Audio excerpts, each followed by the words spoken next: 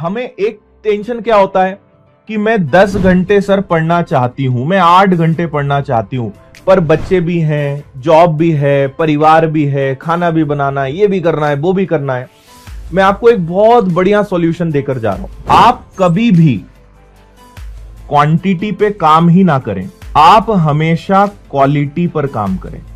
कभी ये मत सोचिए कि मैं 10 घंटे पढ़ूंगी तो ही सिलेक्शन होगा, 15 घंटे पढ़ेंगे तभी सिलेक्शन होगा। ये बिल्कुल गलत बात है। Something is always better than nothing. कुछ ना होने से कई गुना बेहतर है कुछ होना, है ना। आप जितना पढ़े अच्छे से पढ़ें, रिलैक्स होकर पढ़ें, लोड लेकर ना पढ़ें, नेगेटिविटी के साथ ना पढ़ें, किसी से कंपेयर ना करें, किसी से तुलना ना करें कि वो ऐसा कर रही है, वो इतना पढ़ रही है। इस तक अभी कई वीडियोस भी पहुंचे जिसमें कुछ हाउसवाइफ्स हैं, पढ़ाई भी कर रही हैं, अपना डेली रूटीन भी शेयर करती है, फिर हम उनसे कंपेयर करते हैं, अरे यार कितना अच्छा है, कितने अच्छे से मैनेज करे, एक हम हैं परेशान है। नेवर कंपेयर, कभी किसी से तुलना मत करिए। सबकी अपनी परिस्थितियां हैं।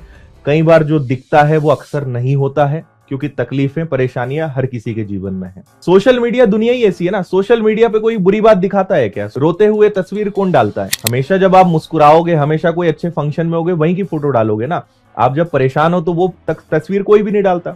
जबकि हर किसी के जीवन में दोनों फेस चलते हैं, उतार चढ़ाव, सुख दुख, है ना, ये सब चलता रहता है। एक चीज खुद से कहिए कि भाई हमारा लेवल जो भी रहा हो, हमने आज तक स्कूल में जो भी सीखा हो, हमने कितने ही साल से पढ़ाई बंद करके रखी हो, हमारे ऊपर कितनी ही जिम्मेदारियां हो, एक बात खुद से कहिए कि मेहनत करके सब हासिल कर लेंगे। मेहनत करेंगे ना, मेहनत में क्या दिक्कत है?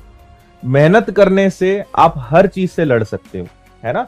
और एक चीज समझिए कि जो स्थिति आपकी है, हर एक को लगता है कि उसकी पढ़ाई अच्छी चल रही है, उसके पास कोई काम नहीं है, उसके पास कोई जिम्मेदारी नहीं, सारी तकलीफ भगवान ने मुझे ही देके रखी है। आपको बता दूं, कोई 10 घंटे पढ़ रहा है, अगले दिन 8 घंटे पढ़ लिया, 2 दिन पढ़ाई नहीं करी, फिर 7 घंटे पढ़ लिया, फिर 6 घंटे पढ़ लिया, फिर 3 दिन होली की छुट्टी मार दी, फिर 4 घंटे पढ़ लिया, फिर कहीं निकल गए। इससे कई गुना बेहतर है रोज 2 घंटे पढ़ना। इसका सिलेक्शन 100% हो जाएगा, इसका सिलेक्शन शायद ही हो पाएगा। टुकड़े टुकड़े कभी पढ़ लिया, कभी नहीं पढ़ा। रेगुलर पढ़ना सबसे इंपॉर्टेंट है, लगातार एफर्ट्स लगाना सबसे इंपॉर्टेंट, लगातार चलते रहना सबसे इंपॉर्टेंट है ना। स्पीड कम ज्यादा होगी, थोड़ी बहुत वो चलेगा, लेकिन किसी दिन गाड़ी चल रही है, किसी दिन गाड़ी चली नहीं रही है, किसी 2 दिन तक गाड़ी रुकी हुई है, फिर थोड़ी सी धक्का मार के आगे बढ़ा दी। आपको लगता है कि ये गाड़ी कभी पहुंच पाएगी उसके स्टेशन पे? थोड़ा थोड़ा चलते रहोगे, आप पहुंच जाओगे। रुकते धक्का मारते चलोगे, बहुत कम उम्मीद है कि आप चल पाएंगे। एट दी एंड, रात को आपको संतुष्टि ये होनी चाहिए कि मैं जितना अच्छा कर सकती थी आज, जितना अच्छा मैं कर सकती हूं उतना मैंने किया। अपने को संतुष्टि होना चाहिए।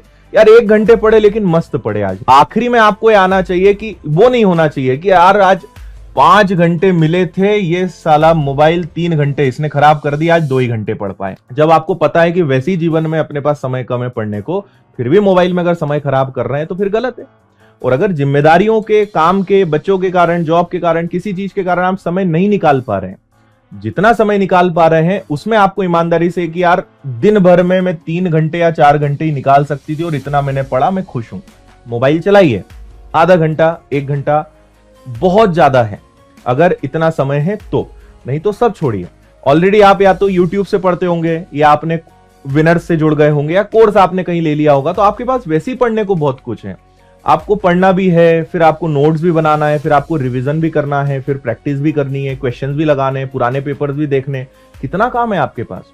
उसके बाद भी मोबाइल चलाओगे 2-2, 3-3 घंटे, तो फिर तो यार बड़ी शर्म की बात है ना। इसका मतलब है कि हम सीरियस अभी तक नहीं हो पाए हैं, हम अपने लक्ष्य के प्रति सीरियस नहीं है। 2 ही प्रकार के लोग होते हैं। एक, अपने आप को हमेशा तैयार रखते हैं कि बस वैकेंसी आ जाए। दूसरे प्रकार के लोग बोलते हैं वैकेंसी तो आए, नोटिफिकेशन तो आए, तब हम सीरियसली पढ़ाई करेंगे। ये लोग जीवन में कुछ नहीं कर पाते, है ना। बिना आग लगे कुआं खोद के रखना है। आग लगने पर कुआं खोदना समझदारी नहीं है, खोद कर रखना है, क्योंकि आग तो लग सकती है। तैयार रहना है, अपने आप को तैयार रखना है। आप तो ये मान के चलिए कि भैया 4 महीने बाद हमारा एग्जाम है, उस हिसाब से तैयारी करिए, बजाय किसी चीज की चिंता करें। उम्मीद है कि आप मेरी भावनाओं को समझ पा रहे होंगे कि मैं आपको क्या समझाना चाह रहा हूं, है ना।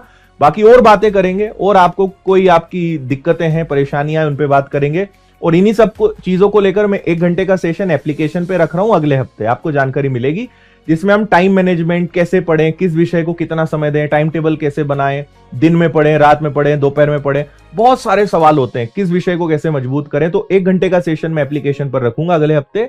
जिन्होंने भी बैच लिया है तो आप वहां पे जुड़ जाएगा। मुझे लगता है आप सभी लोग जनरली जुड़ी गए होंगे विनर्स के साथ, तो वहां पर हम मिलेंगे।